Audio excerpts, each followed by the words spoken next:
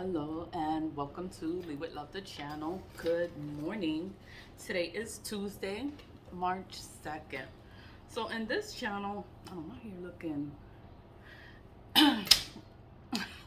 So in this channel, I usually talk about ancestor money. I talk about spiritual things, spirituality, black magic. Everybody does it.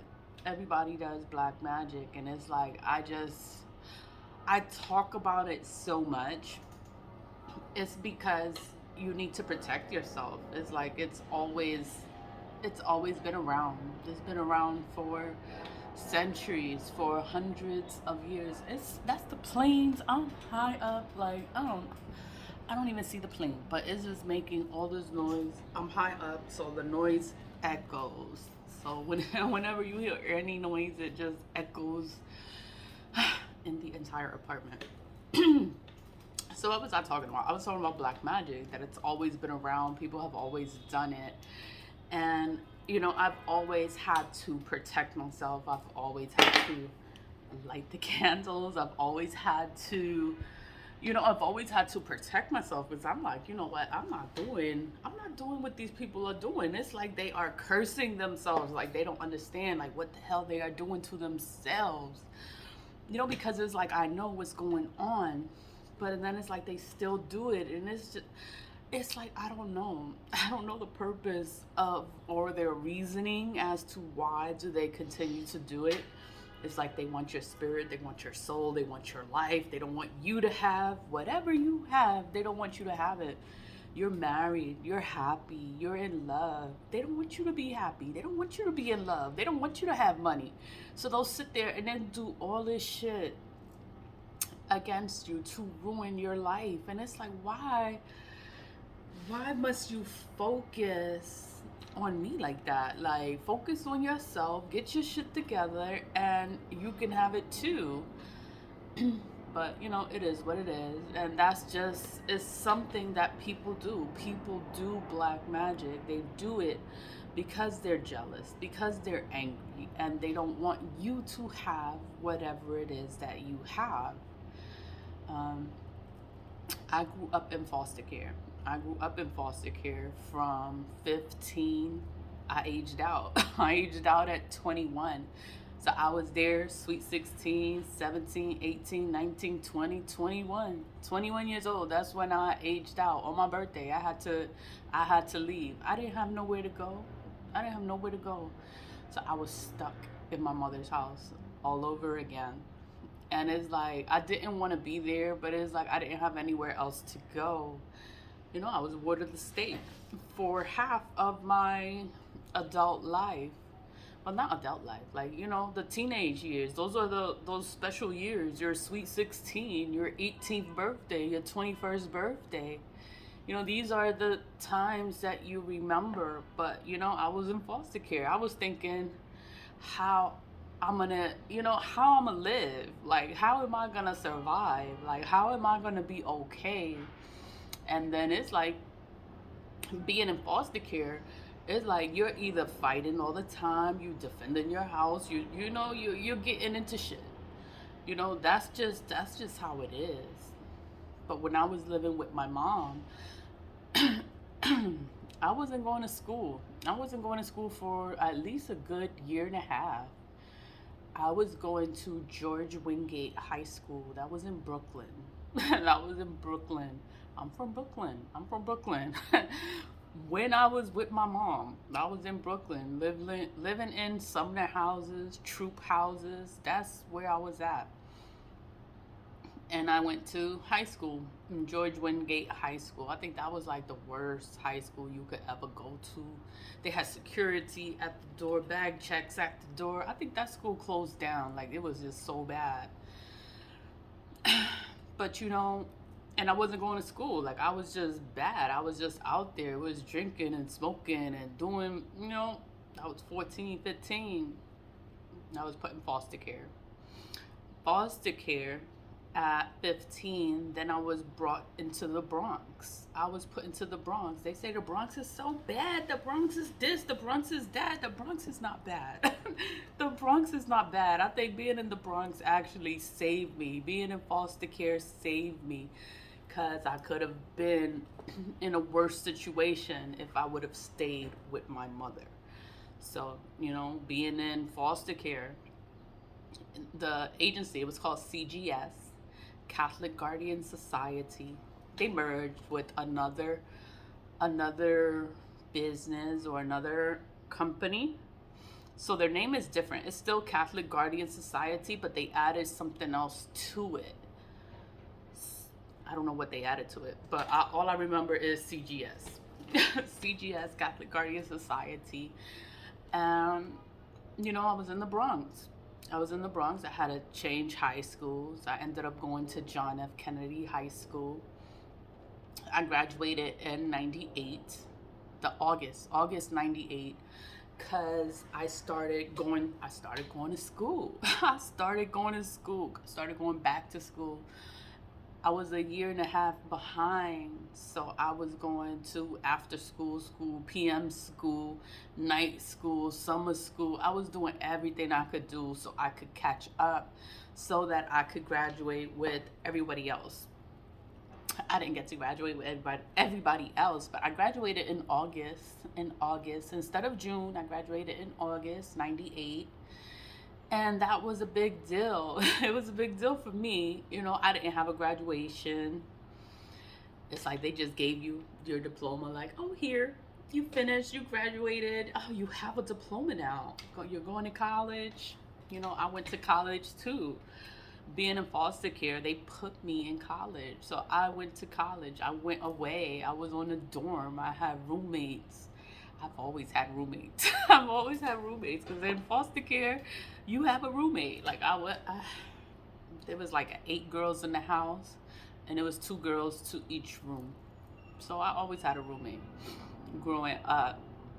Then I went to college, and then it was the same mess. The dorms, the rooms, the housemate, all that. It was the same kind of deal. Whatever. But it was like I already knew how to handle things. But I'm thankful to being put in foster care, because with foster care, my foster mother, she wasn't even my foster mother. Like, she was just a group home mother. Her shift was 8 to 4, and then there was another person from 4 to 12, and then another person from 12 to 8. So it was always a different person in the house they was just doing their job. They had to raise these badass kids, and it was us. Badass kid. But my fault. Her name is Davis, Miss Davis. I don't call people by their names. Like, you're an older person, I will call you by your last name, like Miss Davis, Miss Carter, Darby. So it was always Miss. We always had that formal respect, because I'm a child and I had to live in the house, and I had to respect these women. They had to teach me morals, values, respect. They had to teach me certain shit. It's like, nobody got to know you from a group home. Nobody got to know where you live. Nobody got to know anything. Like, all you got to do is do what you got to do. You're going to go to school, you get good grades, you go and do everything, you finish, go to college. She's like, we'll pay for you to go to college. That's why I finished high school, because I was like, yo, I could get to go to college. I was like, wow, I could go to college, I could go away. It was a big deal to me at the time, because I knew where I came from. Like, I didn't come from nothing. So, and then it was like, oh, I could go to college. You gonna pay for college for real? I was like, all right, I'm gonna do everything I gotta do. I worked. I always had a job. I always did what I had to do, and I never kept friends like that, because I didn't want to tell people where I come from, because I knew where I come from, but why I gotta tell you where I come from? Like, I'm here just to do what I gotta do, so I could get what I gotta get and get out. That's basically it.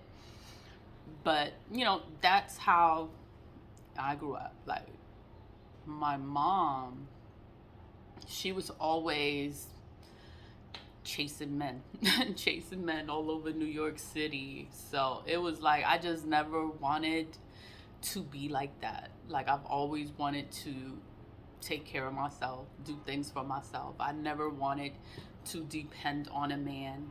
You know, my mother, I guess it's Latin mothers, they're always like, oh, you're so beautiful. Oh, you don't have to do anything. Like, you could get a man, they're so stupid. You can get them to do anything for you. And I'm like, you know what? That's not what I want. I cannot be with a stupid man. Like, you have to have some kind of a brain. You know, I can't be with a stupid man because I have educated myself and I have learned so many things, and for me to sit here and be with a stupid man is like, yo, like I can't do it. Like, I just cannot do it. Cannot have a conversation, can't talk about nothing because you're too stupid to comprehend a conversation. Like, no, I'm good. I'm good. Whatever. So, but you know, when it comes to black magic or magic, like I was always lighting candles. I was always lighting incense, like candles, magic, magic light candles. These are Sabbath candles, like for emergency candles. That's how they sell it. That's how they market it. You know, if you don't like candles, you know, but that's how they market it to sell it. Like, oh, use it for emergencies, use it when your lights go out, you have a candle. But I like candles all the time. I pray all the time, you know. Prayer, you know, with church religion, my mother done switched to like 6 different religions. We was Catholic, we was Jehovah's Witness, we was, what is it, Baptist. We was all different kinds of things because she's chasing men around. So and then they believe in something, then she wants to believe in what they believe in. So and then she never had like her own thing. Like, you know, she always chasing dick around. You know, that's why she don't have nothing now. But you know, that's that. I never wanted to be like that. Like, I wanted to be close to my children. Wanted to be there for my children and help my children, and I wanted them to be independent. So if I had a son, I have a daughter, you know, I want them to know how to do things for themselves because I'm not gonna be here all the time. Like, I am not gonna be taking care of you for the rest of my life. Like, no, that's not gonna happen. I'm gonna teach you how to wash clothes, cook, clean, and do all the basic things, you know. What was I talking about? I was talking about how I grew up. I grew up in foster care, right? And then working. Oh my God, I've always had a job. I've always had a job. So even if I was in school, I had a night job. I was a bartender. I worked in Catholic Guardian. I helped. What did I do? That was the worst job I ever had. I was like a home attendant. I was a home attendant for, they weren't seniors, but they were handicapped. They were handicapped elderly men, and I hated it. I hated it because they were handicapped. So sometimes you would have to shower for them, you would have to cook for them, you would have to do things for them. I'm young, like I didn't know how to cook, I didn't know how to do anything, and then it's like, and then I had to help an adult person do normal things, and I just hated it. You know, I did it for the money. Then I went to school, left that job. I was so happy to leave that job. But then I got into corporate world, businesses, corporations, and they all do black magic. They all do black magic. Even besides that part, it was like my family, they do black magic. They do it to each other. Do it to each other. So I never eat from people. I don't go to people's house and eat. I don't drink from people. I don't do none of that because I know what they're doing. I know what they're capable of. So I'm not gonna get got. Like, I'm not gonna eat your food. I'm not, oh, I'll save it for later. You know, that's just how I am because of the way that I grew up and the way people have been in my life. You know, they all do things to harm you and hurt you and to try to trap you. I was like, no, I'm not gonna do it. I'm not gonna, you know, I'll take it. I'll be like, oh, thank you. Oh, I'm gonna save it for later, and I'll give it to someone else. That could be hungry, or you want a meal, and I'll give it to someone else. That's what I do. Drinking, I don't drink from people. I'll bring my own drink. I'll bring my own bottle. Where's my water bottle? I got my cute little water bottle. I'll bring my own bottle, my own bottle of water. I'll bring my own stuff. Like, I'm not drinking that. I'm good. But that's because of the way I was brought up. That's something. People can hurt you with food. They can hurt you with food. They can do spells with food. They can do magic with food. So I was always conscious of that. So I don't eat people food. I love to eat. I'm a big girl, but I love to eat. But I am not gonna eat everybody food. I'll eat out before I eat someone's food like that. Like, I have to, I guess, trust you. I don't trust anyone. So it's like, I just don't eat people food. I'll save it. I'll be like, oh, I'll take it home. You can pack it for me and I'll take it with me. I'll do that. So that they don't feel bad. But that's something within my own psychological mind, that you're trying to do something to me, or you putting something in the food, and I'm not gonna eat it. I'm sorry. And what else? My family has done black magic against me, to stop me, to stunt me, to hurt me, to harm me. It's like, they don't want you to grow. They don't want you to heal. They don't want you to evolve. They don't want you to talk about the things that they have kept hidden for all these years. And they don't want you to see them for who they are. So they continuously do the black magic. I always do return to senders. I always do it because I have to do it, because people are always working. I'm always around it. I'm always around people doing magic. So if it's not a place of employment, it normally is a place of employment that they want to attack you, because they think that you don't know how to defend yourself. It's like, this is spiritual things. I don't talk about it. I just do it. I get it done. Like, you can't really sit here and play in my face and think I'm not gonna know. Like, I'm gonna know, and I'm gonna defend myself.